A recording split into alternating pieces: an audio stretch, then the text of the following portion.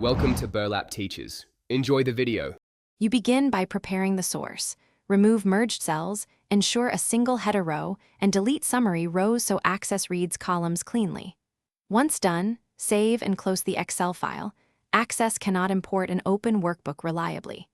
Now open your Access database and choose External Data, then from Excel.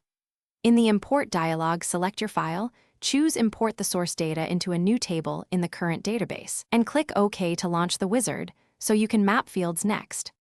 Now you're in the wizard preview where you must map columns and set types.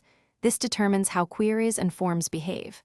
For each column, confirm if Access should treat it as text, number, or date/time, and adjust length or format to prevent truncation.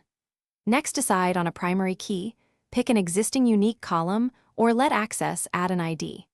Make sure the first row contains column headings box is checked so field names import correctly. Then proceed to finish the import and save import steps if desired.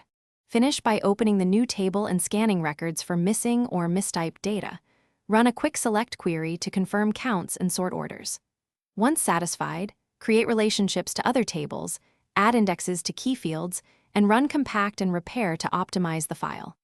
If something goes wrong, a common fix is to correct Excel data types or remove stray header/footer rows, save and close Excel, then rerun the import.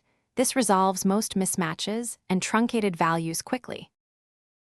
Thanks for watching. Consider subscribing if this video helped you.